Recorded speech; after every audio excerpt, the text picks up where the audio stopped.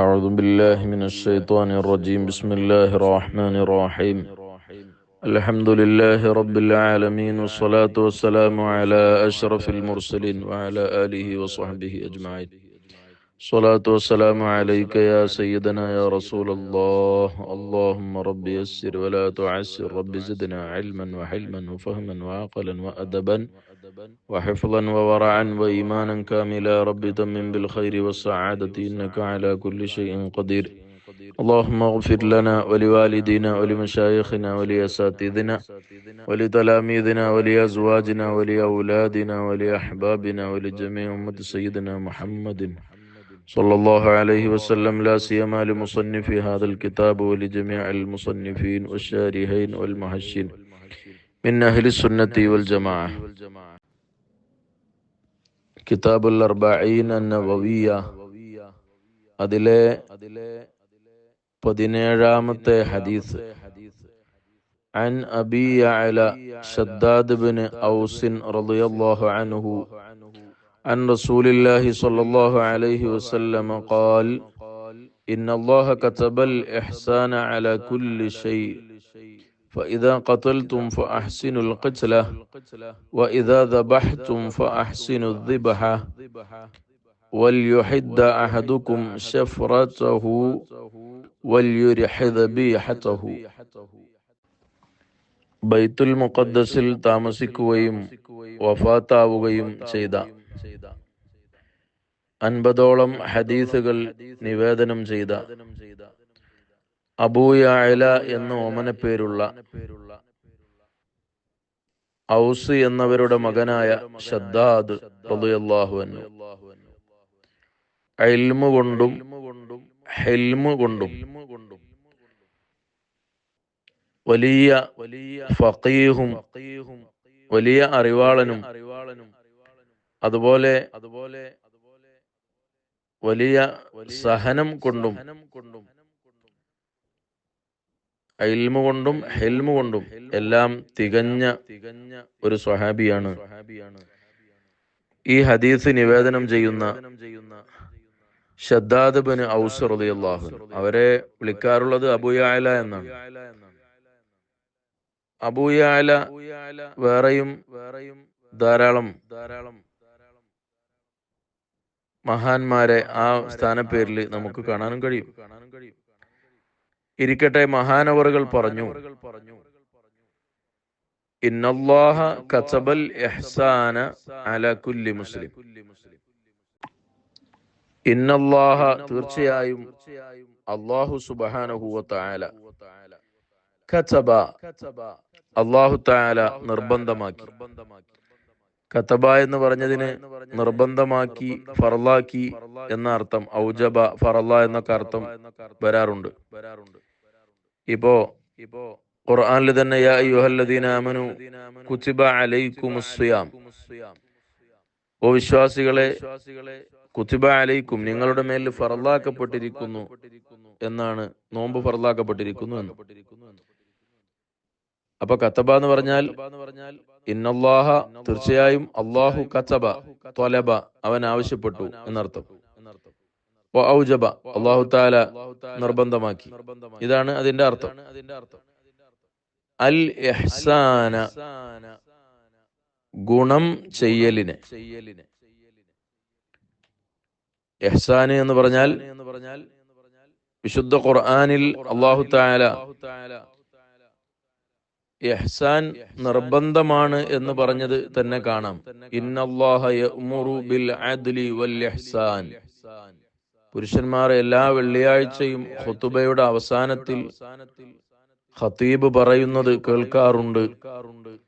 ഇന്നല്ലാഹ തീർച്ചയായും അല്ലാഹു യഅ്മുറു അവൻ നിർദ്ദേശിക്കുന്നു, കൽപ്പിക്കുന്നു, ബിൽ അദ്ലി അദ്ല് കൊണ്ടും വൽ ഇഹ്സാനി അദ്ല് എന്ന് പറഞ്ഞാൽ നീതി, ഇഹ്സാൻ ഗുണം ചെയ്യുക. സൂറത്തുൽ നഹലിൽ കാണാം. അതുപോലെ സൂറത്തുൽ ബഖറയിൽ തന്നെ വഅഹ്സിനൂ നിങ്ങൾ ഗുണം ചെയ്യുവീൻ, ഇന്നല്ലാഹ യുഹിബ്ബുൽ മുഹ്സിനീൻ ഗുണം ചെയ്യുന്ന ഗുണവാന്മാരെ അല്ലാഹു തആല ഇഷ്ടപ്പെടുന്നുണ്ട്. അപ്പോ ഇഹ്സാനിനെ കുറിച്ചാണ് ഈ അദ്ധ്യായത്തിൽ പറയുന്നത്. ഇഹ്സാൻ എന്ന് പറഞ്ഞാൽ ഗുണം ചെയ്യുക. ആരുടെ മേലിൽ ഗുണം ചെയ്യുക? അള്ളാഹ് ഫർളാക്കിയത് അലാ കുല്ലി ഷൈഇൻ, എല്ലാ വസ്തുക്കളുടെ മേലിലും ഗുണം ചെയ്യുക. അവിടെ അലക്ക് ഇലന്റെ മാന കൊടുത്തിട്ട് ഇലാ കുല്ലി ഷൈഇൻ, എല്ലാ വസ്തുക്കളിലേക്കും ഗുണം ചെയ്യുക, എല്ലാ വസ്തുക്കളോടും ഗുണം ചെയ്യുക.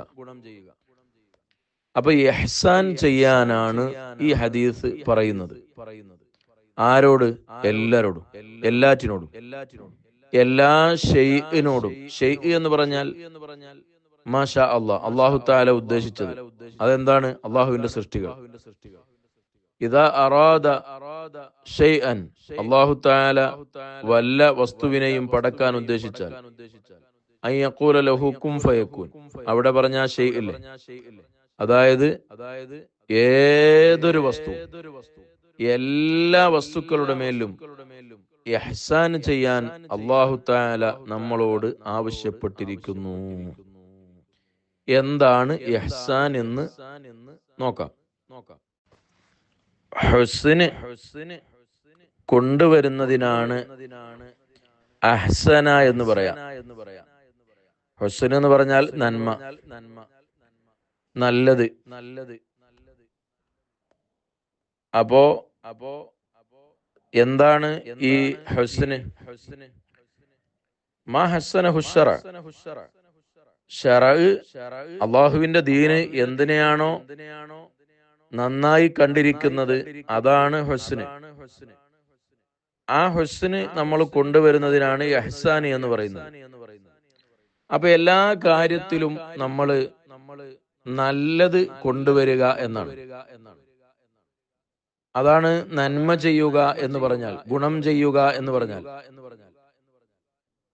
അപ്പോ ഒരു ഫർളായ കാര്യം നമ്മൾ ചെയ്യുമ്പോൾ അതിനെ നമ്മൾ ഇഹ്സാൻ ചെയ്യണം, നല്ല രീതിയിൽ കൊണ്ടുവരണം. അപ്പൊ ഈ ഇഹ്സാൻ ചെയ്യുക എന്നുള്ളത് നമ്മൾ ഫർള് ചെയ്യുന്നിടത്തും ഹറാമുകൾ ഒഴിവാക്കുന്നിടത്തും സൃഷ്ടികളോട് ഇടപഴകുന്നിടത്തും ഇങ്ങനെ എല്ലാ മേഖലയിലും ഇഹ്സാൻ എന്നത് ഗുണം ചെയ്യുക, നല്ല രീതിയിൽ ചെയ്യുക എന്നുള്ളത് നമുക്ക് അനിവാര്യമാണ്. ഒരു മേഖലയിലും ഇഹ്സാൻ ഒഴിവാവുകയില്ല. നമ്മളോട് അല്ലാഹു തആല ഇഹ്സാൻ ചെയ്യാൻ പറഞ്ഞിട്ടുണ്ട്.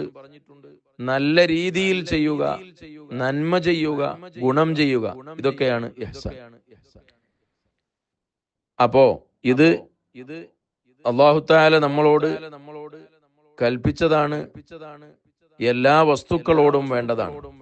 എന്നിട്ട് നിങ്ങൾ നോക്കൂ, അതിന്റെ ഉടനെ നബി സല്ലല്ലാഹു അലൈഹി വസല്ലം തങ്ങൾ പറഞ്ഞു, ഫഇദാ ഖതൽതും, നിങ്ങൾ കൊല്ലാൻ ഉദ്ദേശിച്ചു കഴിഞ്ഞാൽ, ഫഅഹ്സിനുൽ ഖിത്ല, ആ കൊല്ലുന്ന ആ ഒരു കൊല്ലുന്ന സ്റ്റൈല്, ആ കൊല്ലുന്ന രൂപം, അതിന്റെ ചേലും കോലും, അതാണ് ഈ ഖിത്ല എന്ന് പറയുന്നത്. ജിൽസത്ത്, റിക്ബത്ത്, ലഹ്കത്ത് എന്നൊക്കെ പറയുന്നത് പോലെ ഫിഅലത്ത് ഘടനയിലാണ്, ഫിഅലത്ത് എന്ന വസ്നിലാണല്ലോ ഖിത്ലത്ത് എന്നത് വന്നത്. അതായത് അത് ഇസ്മുൽ ഹൈഅത്താണ്, ഇസ്മുൽ ഹാലയാണ്. എന്ന് പറഞ്ഞാൽ ആ കൊല്ലുന്ന ശൈലി, കൊല്ലുന്ന രീതി. ഇപ്പൊ നമ്മള് ഒരാളുടെ ജിൽസത്ത് എന്ന് പറഞ്ഞാൽ ഓൻ ഇരിക്കുന്ന കോലം, ഒരാളെ ലഹ്കത്ത്, ഓൻ ചിരിക്കുന്ന കോലം, ഓൻ ചിരിക്കുന്ന കോലം കണ്ടില്ലേ എന്ന് പറയാറില്ലേ? എന്നതുപോലെ ആ കൊല്ലുന്ന രൂപത്തിനാണ് ഖിത്ലത്ത് എന്ന് പറയാം. അപ്പൊ നിങ്ങളൊരു ജീവിയെ കൊല്ലാൻ ഉദ്ദേശിച്ചാൽ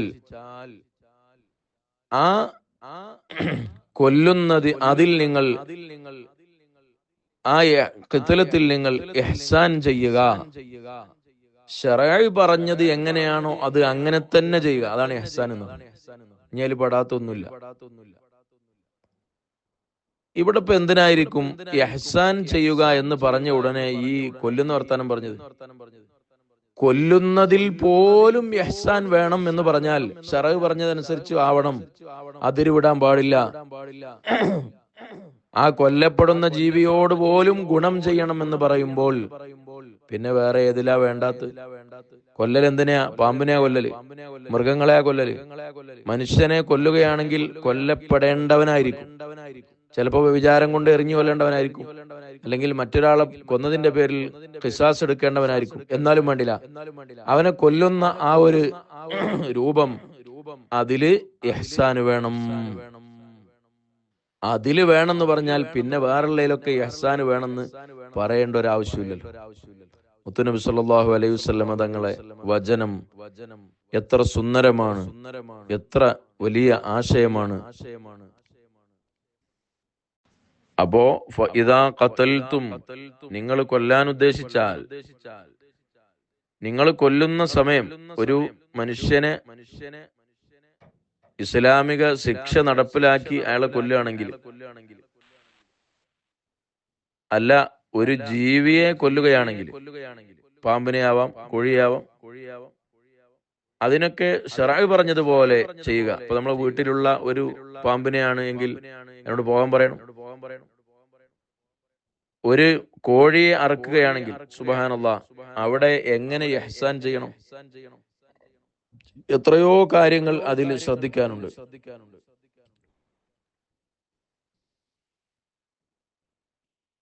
അവിടെ തന്നെ പറയുന്നു വഇദാ ദബഹ്തും, ഇനി നിങ്ങൾ അറുക്കുകയാണെങ്കിൽ, വഇദാ ദബഹ്തും, നിങ്ങൾ അറുക്കുകയാണെങ്കിൽ, ആദ്യം നമ്മള് പലതിനെയും കൊല്ലേണ്ടി വരും. ആ കൊല്ലുന്നതിനെ കുറിച്ചാണ് ആദ്യം പറഞ്ഞത്. അതിൽ മനുഷ്യരും പെടും, അല്ലാത്തതും പെടും. അവിടേക്ക് ഇഹ്സാൻ ചെയ്യണം. ശറഅ് പറഞ്ഞ അതിര് വിടാൻ പാടില്ല. അതിനോടൊക്കെ നമ്മള്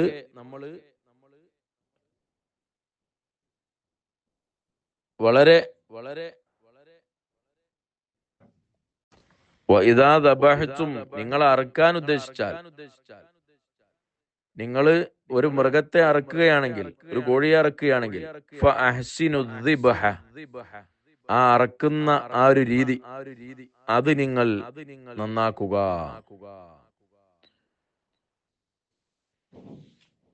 അറവിൽ പോലും നമ്മൾ അത് ചെയ്യണം.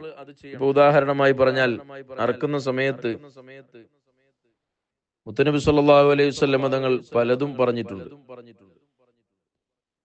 അതിൽപ്പെട്ട ഒന്നാണ്, ഒരു മൃഗത്തിന്റെ മുമ്പിൽ വെച്ച് മറ്റൊരു മൃഗത്തെ അറുക്കരുത്.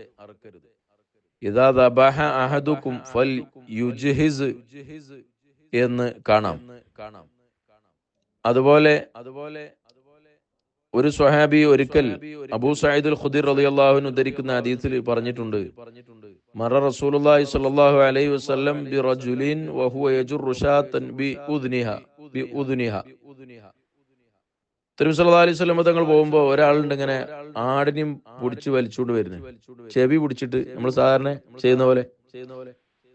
അപ്പൊ അറക്കാൻ വേണ്ടി കൊണ്ടുവരാം. നബി സല്ലല്ലാഹു അലൈഹി വസല്ലം തങ്ങൾ പറഞ്ഞു, ദഅ ഉദ്നഹ വഖുദ് ബിസാഫിലതിഹ, അതിന്റെ ആ കഴുത്തിന്റെ മുൻഭാഗം, അത് നിങ്ങൾ ഇങ്ങനെ പിടിക്കുക. അതിന്റെ പെരടിയുടെ ആ ഭാഗം ഉണ്ടല്ലോ, ആ ഭാഗം പിടിക്കുക. അല്ലാതെ അതിന്റെ ചെവി പിടിച്ച് വലിക്കരുത് എന്ന് മുത്തുനബി സല്ലല്ലാഹു അലൈഹി വസല്ലം തങ്ങൾ പറഞ്ഞിട്ടുണ്ട്.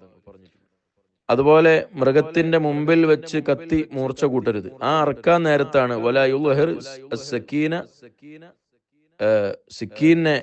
സിക്കീൻ വലാ യുൽഹിർ സിക്കീൻ ഇല്ലാ ഇൻദ ദിബ്ഹ്, ദബഹ് ചെയ്യുന്ന സമയത്തല്ലാതെ ആ കത്തി അതിന് കാണിക്കരുത്. ഇങ്ങനെ ഒരുപാട്. അതുപോലെ അറക്കുന്ന സമയത്ത് പെട്ടെന്ന് അറക്കുക. അതുപോലെ ഒരു കാല് ഒഴിച്ചിടുക. തുഹഫയിൽ ഇബ്നു ഹജർ റളിയല്ലാഹു അൻഹു ഒക്കെ പറഞ്ഞതുപോലെ, അത് എണീറ്റ് ഓടൂല, നമുക്കത് കൈകാര്യം ചെയ്യാൻ കഴിയുന്നുണ്ടെങ്കിൽ. അതുപോലെ ഖിബ്ലയിലേക്ക് ചരിക്കുക, ബിസ്മി ചൊല്ലുക. പിന്നെ അറുത്ത് കഴിഞ്ഞാൽ അതൊന്ന് ചൂടാറുന്നത് വരെ, അതായത് അതൊന്ന് തണുക്കുന്നത് വരെ, റൂഹ് മുഴുവനായി പോയി ഒക്കെ റാഹത്താകുന്നത് വരെ അതിനെ ഒന്നും ചെയ്യാതിരിക്കുക, ശരീരത്തിൽ നിന്ന് അവയവം മുറിക്കാതിരിക്കുക. അതുപോലെ ഒരു മനുഷ്യനെ കൊല്ലുകയാണെങ്കിൽ അത് എങ്ങനെ കൊല്ലണമെന്ന നിയമമുണ്ട്. എറിഞ്ഞു കൊല്ലേണ്ടവരുണ്ട്, കഴുത്തറുത്ത് കൊല്ലേണ്ടവരുണ്ട്. ആ സാഹചര്യത്തിൽ ആ നിയമം നടപ്പിലാക്കുമ്പോൾ, ഒരു രാജ്യമാകുമ്പോൾ അതിന് അതിൻ്റെതായ നിയമങ്ങളുണ്ടാവും. ചില ആളുകളെ തൂക്കിക്കൊല്ലും. ആ സമയത്ത് അതിന്റെ മുമ്പ് അവയവങ്ങൾ ഇങ്ങനെ ഛേദിക്കുക പാടില്ല. അതിന് ശേഷം അവയവങ്ങൾ ഛേദിക്കുക, അതൊന്നും പാടില്ല. അതുപോലെ പിന്നെ ഇങ്ങനെയുള്ള കാര്യങ്ങൾ, അതുപോലെ ഇപ്പൊ ഒരു മൃഗത്തോടുള്ള കാരുണ്യത്തെക്കുറിച്ച്, മൃഗത്തോടുള്ള ഇഹ്സാനെ കുറിച്ച് പറയുകയാണെങ്കിൽ, വമിനൽ ഇഹ്സാനി ലഹ അല്ലാ തഹ്മില ഫൗഖ ത്വാഖതിഹ, മൃഗത്തിന് കഴിയാത്തൊരു ഭാരം മൃഗത്തിന് മേൽ വെക്കാതിരിക്കുക. വലാ തർക്കബ് വാഖിഫതൻ ഇല്ലാ ലിഹാജ, അതുപോലെ ആ പോകുന്ന സമയത്തല്ല, വെറുതെ ഇങ്ങനെ അയിമേലിങ്ങനെ കയറി ഇരിക്കുക, ആവശ്യത്തിന് വേണ്ടിയല്ലാതെ. എന്നിട്ട് അയിമേൽ ഇരുന്നിട്ട് ഇങ്ങനെ വർത്താനം പറയാ, നമ്മൾ വൈക്കുമേൽ കയറി ഉത്തർക്കുന്ന പോലെ. അതുപോലെ കരളുള്ള ജീവനുള്ള മൃഗത്തിന്റെ മേൽ ചെയ്യരുത്. അതുപോലെ വലാ യുഹ്ലബു മിൻഹ ഇല്ലാ മാ ലാ യളുറു ബിവലദിഹ, ആ കുട്ടി, അതിന്റെ ആ മൃഗത്തിന്റെ കുട്ടിക്ക് ബുദ്ധിമുട്ടുണ്ടാകുന്ന കോലത്തിൽ അതിന്റെ പാല് കറന്നെടുക്കാൻ പാടില്ല. ഇപ്പോ വളരെ കുറഞ്ഞ ചില കാര്യങ്ങൾ മാത്രമാണ് പറഞ്ഞത്.